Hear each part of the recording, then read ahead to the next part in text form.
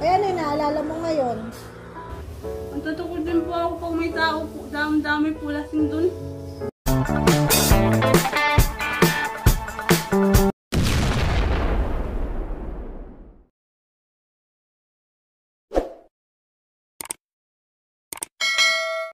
Good morning mga kalingap! Welcome back sa ating channel. Huwag nating kalimutang suportahan kung saan nagmula ang Kalingap, Bal Santos Matubang, Kalingap Rab, Ate Edna Vlog para marami pa silang matulungan. Mga kalingap, Rina may naalala at nagsumbong kay Ate Roda. Ang napansin ko lang kay Rina, bakit pagkasama niya ang kanyang pamilya at tuwing umuwi sa bahay ni Ate Roda, nag-iba na agad ang kanyang isip. At galit na parang may kaaway, parang may naalala na masamang karanasan na siya lang ang nakakaalam. Dahil ilang buwan na siya sa bahay ni Ate Roda at napaka-normal naman si Rina.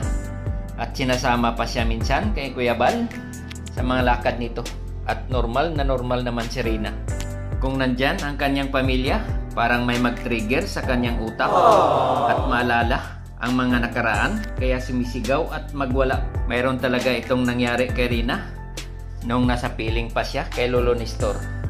Kaya nagka-trauma at naalala pag makita niya ang kanyang pamilya.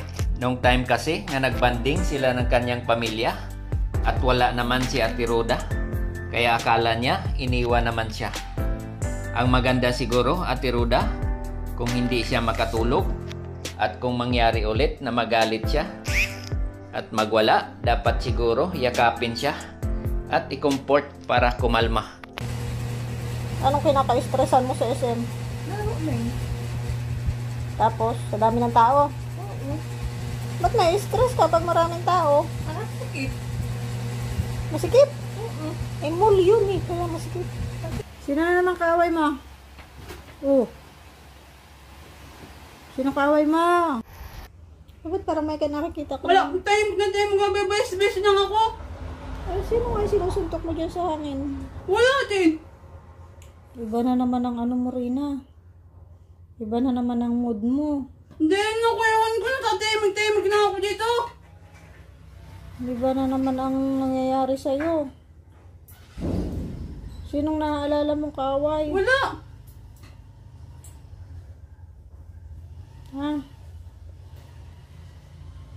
Ewan ko. Sige, matamaan ako niyan. Sino yan? Matamaan niyang electric pan, ha? Matamaan niyang electric pan. Wala kang kaaway dyan. Matamaan yan, oh. Opo, ma. Ano bagang upo, ma? Naintindihan mo ako? Opo, ma. Sinong naalala mong kaaway? Wala din. Sino nga yung nakikita mo dyan? Wala din. Mo, may naririnig ka ba? Opo. Sa tenga mo, may naririnig ka? Opo. Ano? Ewan ko, parang Makati. Parang may bulong-bulong. Opo. Parang may mga sumisigaw. Opo. Ayun, parang marami sila na sumisigaw. Marami po. Marami? Opo. Maingay. Opo. O anong gusto mo? Hindi ka pupunta sa maingay na lugar? Siya, opo. Sa tahimik ka lang? Opo.